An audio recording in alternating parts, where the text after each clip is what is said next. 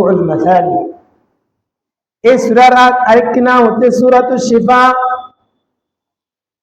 রোগ মুক্তির সূরা।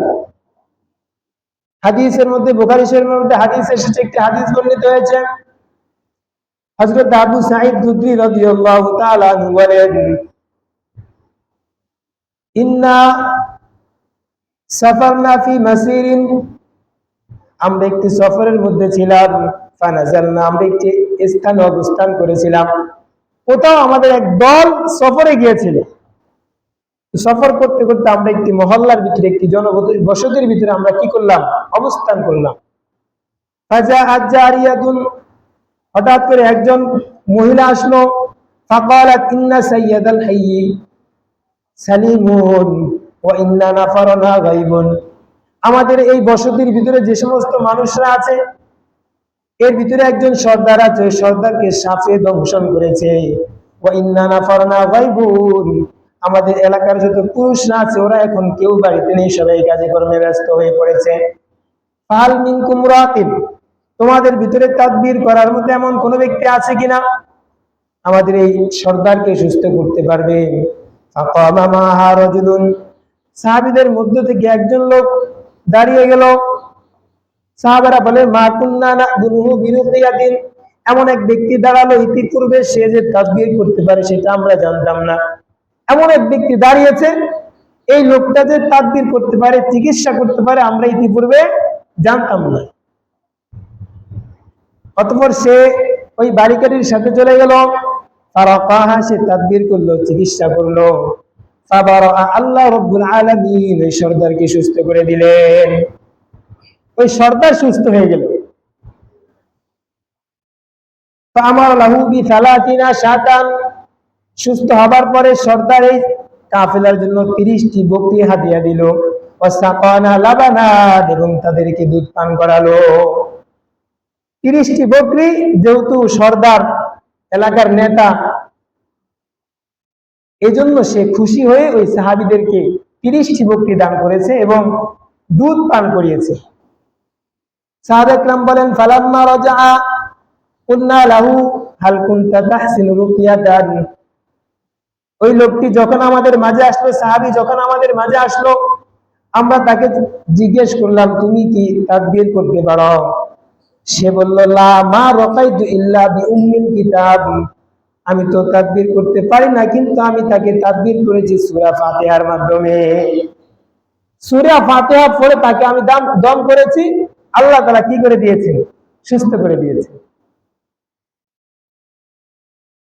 এখন সাহাবীদের মাঝে বকরিগুলো খাওয়া নিয়ে হইচই পড়ে গেল, কারণ এই বকরি তো কিসের বিনিময়ে আসছে? রোগীর সুস্থতার বিনিময়ে। আর সুস্থ করেছে কি দিয়ে? কোরআনে কারীম দিয়ে। সাহাবীদের মাঝে এই মাসালা তো সবাই জানে, কোরআন দিয়ে কোনো জিনিস খাওয়া জায়েজ নেই। কোরআনকে বিক্রি করে, ওয়ালা তাশতারু বিআয়াতি তামানান কলিলা, তোমরা আমার এই আয়াতকে স্বল্প মূল্যে বিক্রি করবে না, আল্লাহ তাআলার আদেশ।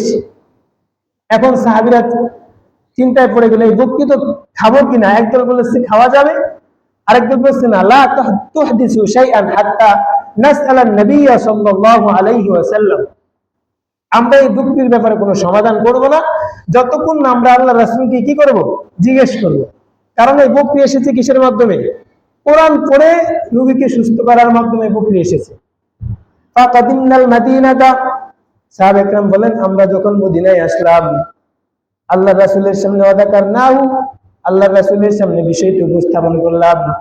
আল্লাহ রাসূল বললেন, ওয়ামা ইউদরিহি আন্নাহা রুকিয়াতুন, আল্লাহ রাসূল হেসে দিলেন। আরেক হাদিসের মধ্যে আসে, ফাদাহিকা রাসূলুল্লাহ সাল্লাল্লাহু আলাইহি ওয়াসাল্লাম, আল্লাহ রাসূল হেসে দিয়েছেন এবং বলেছেন, এটা যে তাকবীর, এর দ্বারা যে তাকবীর করা যায়, এটা তাকে কে শিখিয়েছে? ইকসিমু ওয়াদরিবুলি বিসাহমি, তোমরা এটা বন্টন করো এবং আমার জন্য এক অংশ রেখে দিও।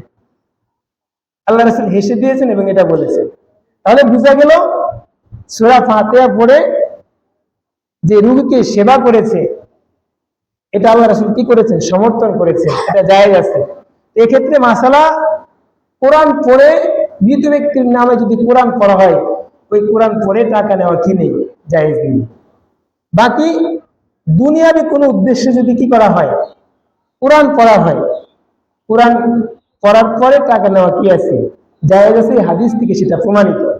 যেহেতু অসুস্থ ব্যক্তি অনেক সময় খতম পড়ায় বাড়িতে, বিভিন্ন জায়গায় হুজুরদেরকে এনে, যদি অসুস্থ ব্যক্তি দুনিয়াবি কোনো উদ্দেশ্যে কি পড়া হয়, কোরআন পড়া হয়, তখন কি নেওয়া যাবে, টাকা নেওয়া যাবে, টাকা দিতে পারবেন।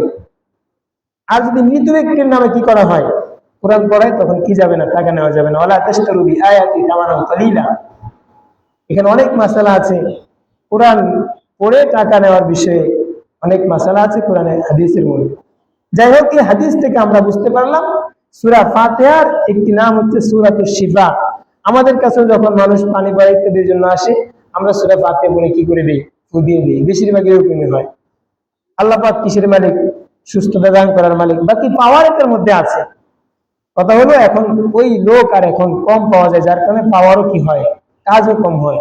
সাহাবে একরাম ছিলেন গুনাহ থেকে মুক্ত, তাদের ঈমান ছিল মজবুত, এজন্য অল্প আমল সূরা ফাতিহা পড়ে ফু দিয়ে দিয়েছেন, কি হয়ে গেছে, আল্লাহ পাক সুস্থ করে দিয়েছেন। এটার মধ্যে পাওয়ার আছে, নেওয়ার মতো মানুষ কি গিয়েছে, কমে গিয়েছে। আল্লাহ পাক আমাদের সবাইকে সঠিক ঈমান গ্রহণ করার